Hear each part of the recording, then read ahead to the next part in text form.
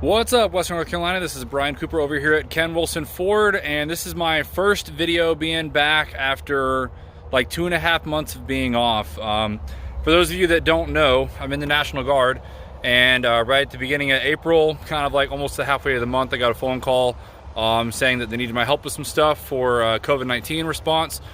So I've been kind of working on that and doing some other stuff that's kind of come up with the Guard with just recent events and things going on this fall. So it's been like 2 months of doing National Guard stuff. And then when I had actually built up some leave from doing that, I didn't get to spend a whole lot of time with my family, obviously, during that point, because I wasn't staying, back here in Asheville in Western North Carolina. But at that time, when I was done, I was able to come home and spend some time with my family. And what we did was we took those 2 weeks and actually went on a cross-country road trip. So we went from Asheville, North Carolina, all the way to LA, kind of taking the I-40 route. And then on the way back, we came down kind of I-10 with a lot of detours off both roads. So it's been kind of a crazy 2.5 months, and I'm very happy to be back here. So this is obviously my first time to shoot a video, so I figured, I've got my caffeine, so I'm kind of getting warmed up here, ready to go. So I figured we'd kind of walk around and show you some stuff. There's a lot of really cool things I'm pretty excited about. So we're going to start over here with our truck line, which right now we've actually got a really diverse setup of 150s, and we even have some alternatives to the typical Ford stuff. You can see right now we have 2 Raptors, both with different kind of trim levels and things. So depending on if you want one with more features or more of like a base Raptor, if you will, we've got both options there. We even have 2 really nice limited F-150s. You can see the gray one here and the red one over here. The red one I think is actually a really good deal. It's got a lot more miles than what's usual for that time, so that probably tells me it's a lot of highway miles, maybe some road tripping and things like that. Yeah, this one is a 2018 with 82,000 miles. But with this being a limited, of course, with the EcoBoost, and limiteds are obviously really nice if you've not been in one. But this one's actually priced right around like the $37,000 tag. So that's honestly a ton of truck for that money. Probably one of my favorite 150s on the lot currently. But as we kind of look down the line here, you can see we've got another Dodge Ram EcoSport. Not EcoSport, what do they call this? Yeah, Eco Diesel, my bad. But we get these in from time to time. We've actually had 2 or 3 of these Eco Diesels, and they usually sell well. This is at least the second one in this color that I've seen that we've had, at least from when I was here back in April. But you can see we've got a really good setup of 150s. We've got XLTs. We've got this 2014 that's down here next to this white truck. That's good for people that like a little bit of the older body style. But that one's in really great shape. That one's also an XLT. We do have this 2-wheel drive Silverado, kind of the work crew edition, which is in great shape there. It's got the vinyl seats and everything. We've got a 2-door XL, which I love this truck. It's kind of like my favorite size of a pickup. I'm generally more of a Ranger guy. I just kind of like that mid-size pickup, but having the single cab truck is nice as well. We've got another Ram 1500. This one's got a really nice cap on the back, paint match and everything there. And then we've got another Chevy Silverado. This one at one point I guess was towed by an RV. You can see it actually has the brackets and everything already installed, and it looks like there's like the external power supply and all that stuff for, I'm guessing, lights and all of that. So we've got a lot of the regular size pickups. Then as we make our way over here towards the kind of mid-size SUV stuff, we've got a ton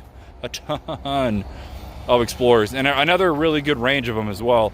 We've got everything from like 18s over here. We've got some 2-wheel drive Explorers. We've got, I think we might have an Explorer Sport if it's not been moved around.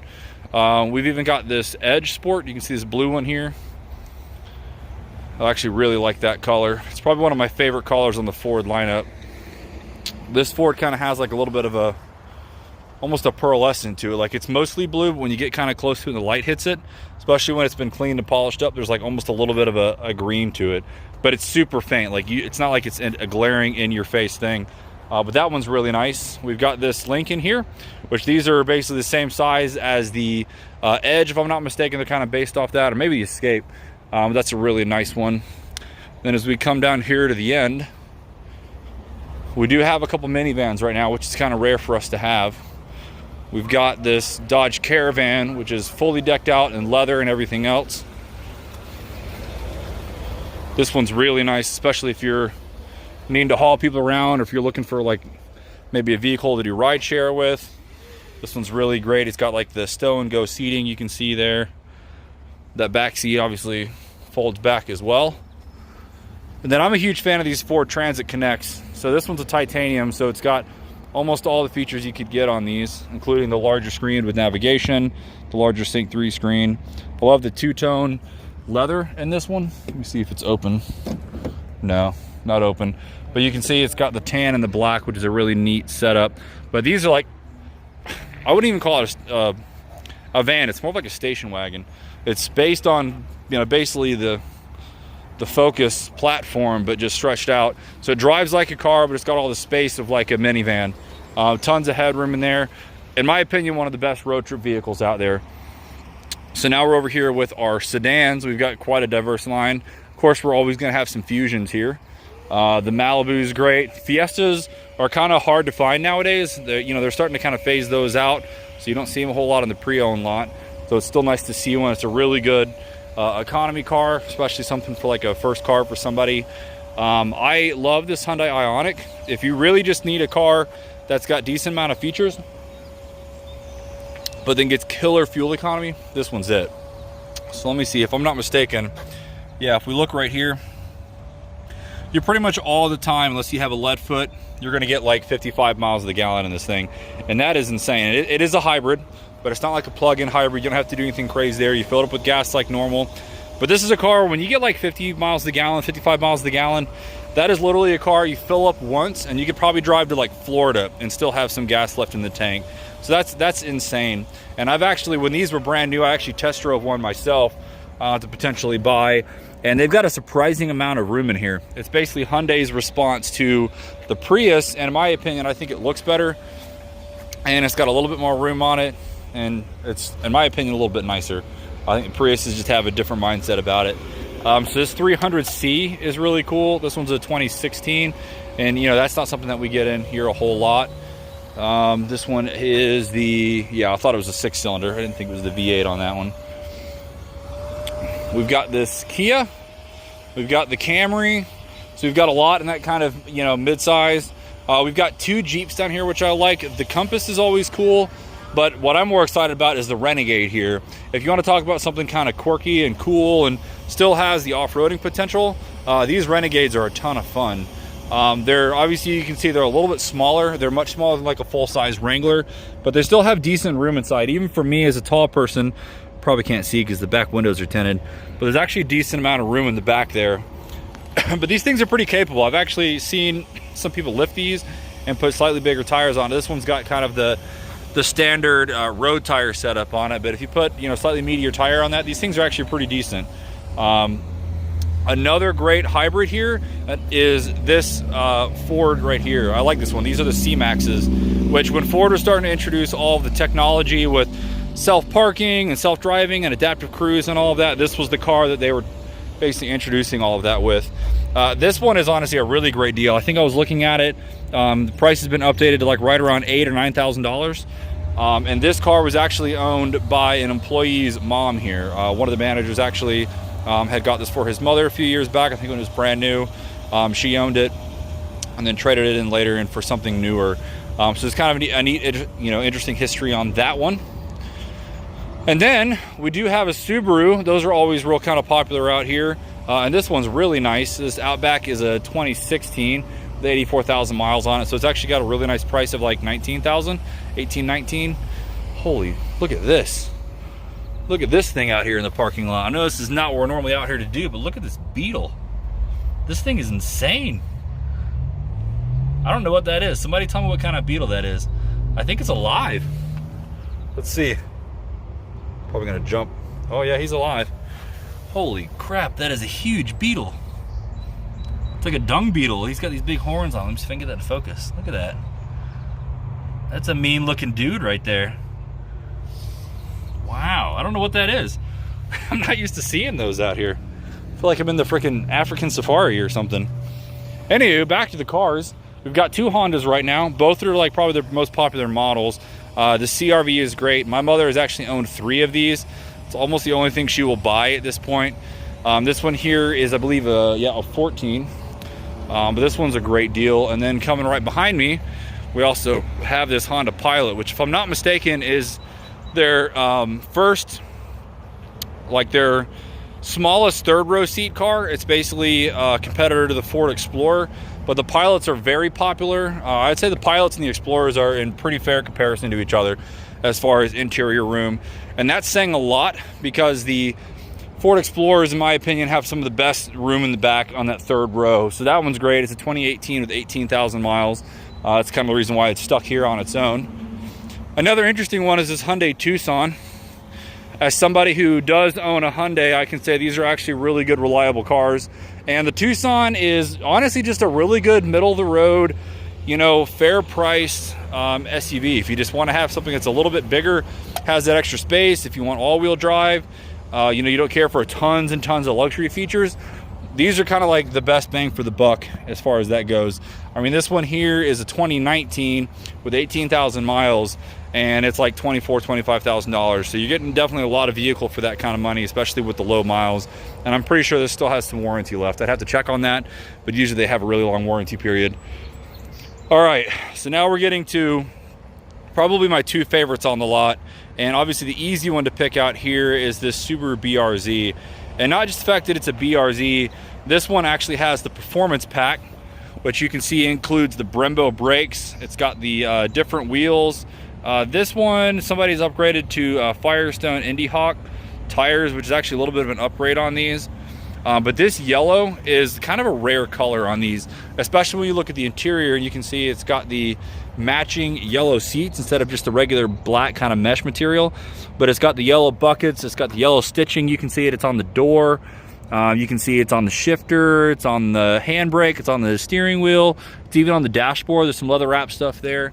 And this one is crazy nice. I love this. I haven't had a chance to drive it yet, but I'm always a big fan of the BRZ FRS thing. And honestly, this one's really tempting for me. I don't know if I could float another car payment right now, but I've definitely thought about it. I'm like, maybe I should whittle my own fleet down a little bit and pick this up, because this is a really great example of one.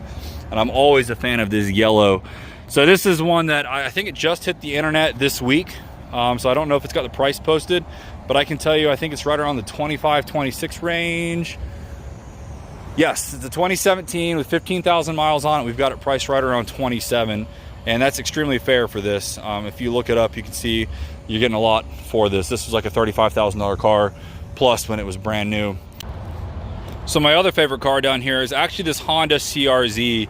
This one here is a 2011 with 64,000 miles. And what's unique about these is obviously Honda in the early 90s, late 80s, early 90s was known for their CRX.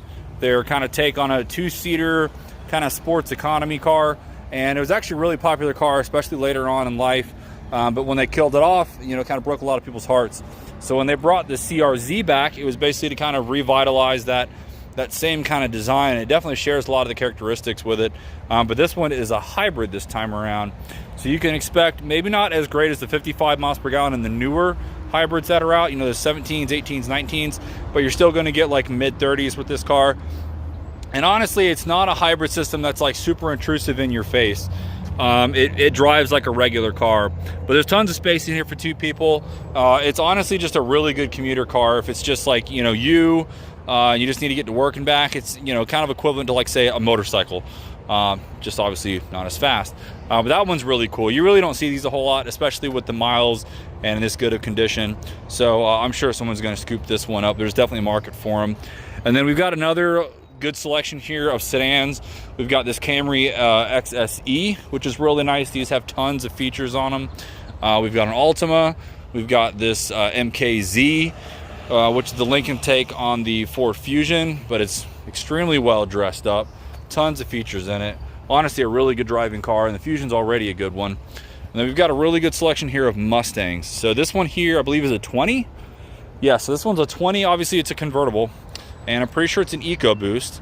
So that's a really kind of a unique setup. And if you've not driven the EcoBoost Mustang, I've obviously done a video on it, and I think they're honestly a really great vehicle to drive, especially if you don't need the gobs and gobs of horsepower you can get with the V8.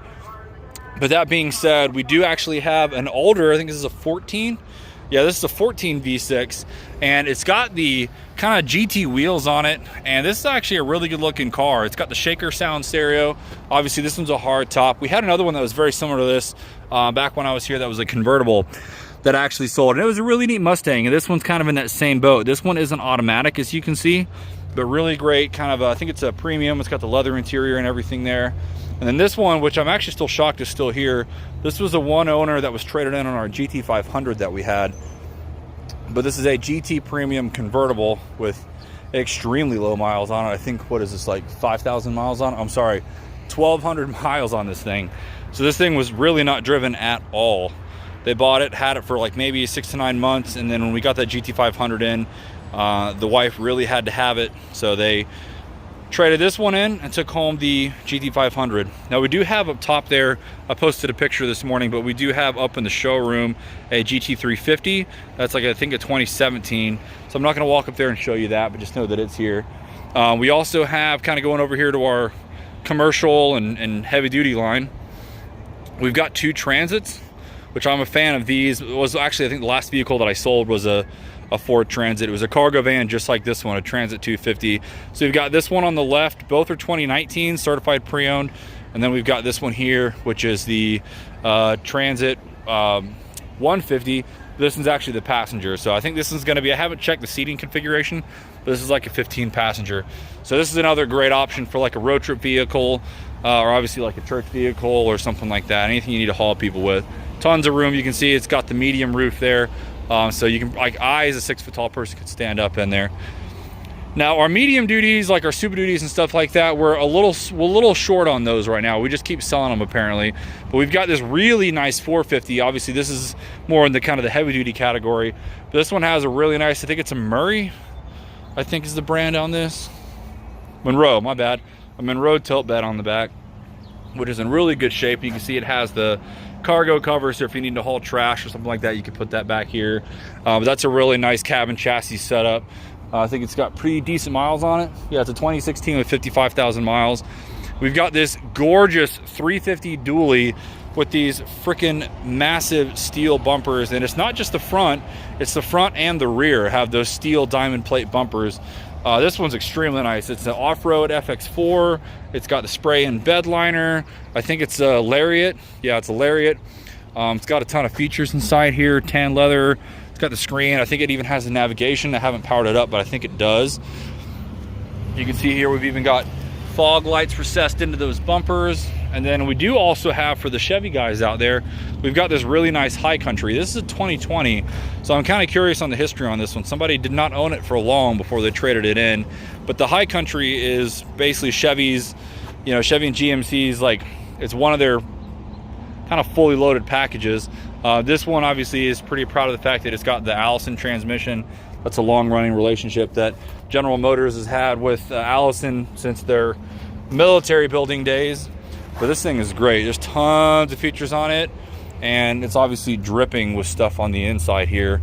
Hardly any miles in this as you can expect, but I do love, I'm always a fan of two-tone interiors, and you can see we've got the brown and the black here.